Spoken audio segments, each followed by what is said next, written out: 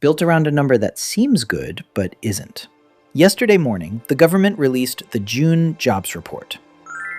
The headline looked fine on the surface. Unemployment fell to 4.2%, the lowest in a year.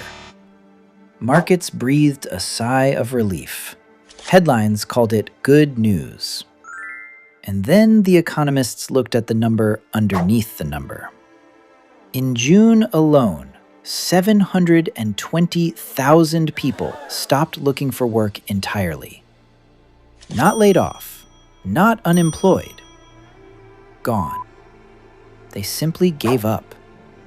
The labor force participation rate, the measure of how many working-age Americans are either employed or actively looking for a job, fell to 61.5%, the lowest level in 50 years, outside of COVID. Today, we are going to explain exactly what this number actually means, why it matters far more than the unemployment rate most people watch, and the specific financial moves it signals for anyone watching their own job security, savings, and income right now. Here is why this number is more important than the unemployment rate, and why most people never hear about it. The unemployment rate only counts people who are actively looking for work. The moment someone stops applying for jobs, stops updating their resume, stops showing up to interviews, stops registering with employment agencies, they are no longer counted as unemployed. They simply disappear from the statistic, which means the unemployment rate falling to 4.2% yesterday was not evidence of a stronger job market. It was evidence of a job market so discouraging that hundreds of thousands of people decided it was no longer worth trying. Dan North, senior economist for North America at Allianz, said it directly after the report dropped. What really affects me is not so much the unemployment rate. What's an important development is the participation rate, and this is a big leg down in 1 month. And over the past year, it's a pretty big leg down. Heather Long, chief economist at Navy Federal Credit Union, called it shocking. 720,000 people stopped looking for work entirely. And hospitality, one of the sectors that was supposed to be holding the job market together, shed jobs in the same month. Over the past year, the labor force is down by just over 1 million people. The number actually employed has fallen by 1.06 million. The only reason the unemployment rate has not spiked is that people keep quietly exiting the measurement system entirely. Let's walk through exactly what the Bureau of Labor Statistics released yesterday, because the details tell a story the headline number obscures. The Establishment Survey, which counts jobs filled at businesses, showed 57,000 jobs added in June. That is the weakest reading in months, well below the 100,000 to 115,000 economists had expected. But the Household Survey, which directly asks people whether they are working, told a completely different story. Household employment fell by 507,000 in June. Two surveys, same month. One says 57,000 jobs gained. The other says 507,000 people lost work. That gap between what businesses report hiring and what workers report experiencing is one of the widest disconnects seen in years. And economists say it is the Household Survey, not the Establishment Survey, that tends to capture the real direction of the labor market first. Remember those 720,000 people who stopped looking for work entirely? Here is the detail that makes this even more alarming. The biggest plunge did not come from retirees or older workers. It came from prime age workers, people between 25 and 54 years old. Their participation rate fell by 0.6 percentage points in a single month to 83.3%, its lowest level since December 2023. Prime age workers are the backbone of the labor market. When they start dropping out in large numbers, it is not a demographic story about aging baby boomers. It is a signal that working-age people in their most productive years are losing confidence in the job market itself. The employment-to-population ratio, which measures the economy's actual ability to put people to work, fell to 59%, the lowest since October 2021. 6 million people are currently sitting outside the labor force but say they want a job. They have given up looking. They are not counted in the unemployment rate. They are not in the official jobs data. But they exist, and their financial situations are deteriorating. Here is what economists identified as the forces behind this month's massive withdrawal. Force 1. The Iran war's delayed economic impact. Christopher Rupke, chief economist at FWD Bonds, described it precisely. It is hard to keep track of which way the pendulum is swinging in the labor market, as the stronger jobs picture just a month ago has suddenly weakened, perhaps with the delayed reaction to the war in the Middle East. Energy prices remain elevated. Inflation is running above 4%. Businesses that are paying more for energy, transport, and materials are not expanding headcount. Some are actively contracting it. The oil shock created a hiring freeze that is now showing up in the data. Force 2. Immigration slowdown hitting labor supply.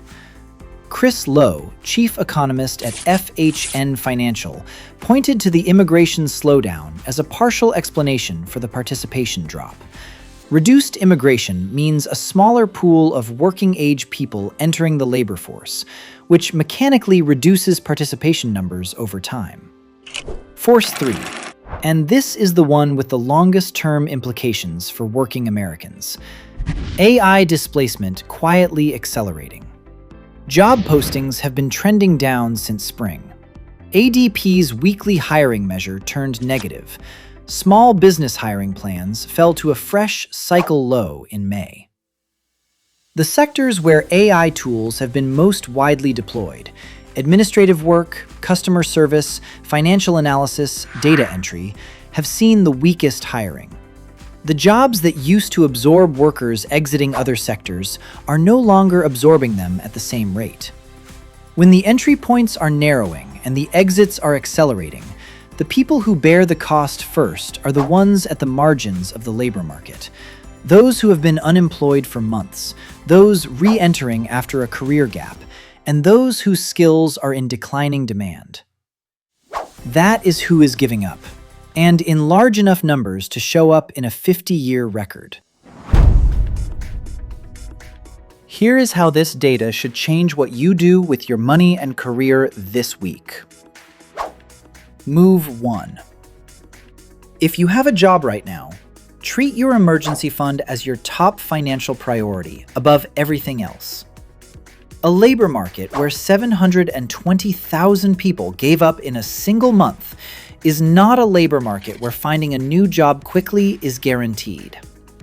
3 months of expenses is a minimum right now. 6 months is the target. Keep it in a high-yield savings account, earning around 4%, accessible, protected, and working while it waits. Move 2. If you are currently unemployed and job searching, this data confirms what you may already be feeling. The market is genuinely harder than the headline unemployment rate suggests. The practical response is not to search harder in the same places. It is to broaden where you search. Remote work opportunities across different geographic markets. Contract and freelance work to maintain income continuity. Skills upgrades in areas where AI is augmenting rather than replacing workers, specifically those involving judgment, creativity, and human interaction. Move 3. Watch for the Fed's response to this data carefully over the next 2 weeks. This report, combined with the weak payroll number, may cause the Fed to reconsider the rate hike trajectory that seemed increasingly likely just a week ago. If the labor market is softening more than believed, the case for hiking rates weakens. That means the window for locking in today's CD rates and high-yield savings account rates may actually stay open longer than feared. But it also means the economy's direction is genuinely uncertain in a way it was not 30 days ago. Move 4. And this is the one with the longest time horizon. Take seriously the question of what your income looks like in 3 to 5 years, not just today. A job market where prime-age workers are dropping out at 50-year record rates, where AI displacement is narrowing entry-level hiring, and where the overall labor force has shrunk by over 1 million people in 12 months, is a job market undergoing structural change. The workers who fare best through structural change are the ones who invest in skills and income diversification before they need them, not after.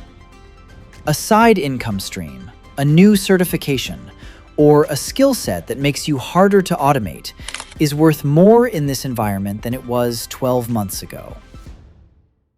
The unemployment rate fell to 4.2% yesterday. That number is technically accurate. It is also the least important number in yesterday's report. The most important number, the one that tells you what is actually happening to working Americans right now, is 720,000. That is how many people gave up in a single month. And understanding why that happens and what it signals is the difference between being prepared for what comes next and being surprised by it. Here is what the BLS confirmed yesterday. Labor force participation fell to 61.5% in June, the lowest in 50 years outside of COVID, matching levels last seen in June 1976. 720,000 people left the labor force in a single month. Prime-age workers between 25 and 54 drove the biggest drop, with their participation rate hitting its lowest since December 2023. The household survey showed employment falling by 507,000, even as the establishment survey showed 57,000 jobs added. 4 moves. Prioritize your emergency fund above all else right now. If you are job searching, broaden your strategy beyond where you have been looking. Watch the Fed's response to this data over the next 2 weeks. And take seriously the question of what your income looks like in 3 to 5 years, not just today. The headline said unemployment fell. What actually happened is 720,000 people stopped believing a job was worth looking for. Those are not the same thing.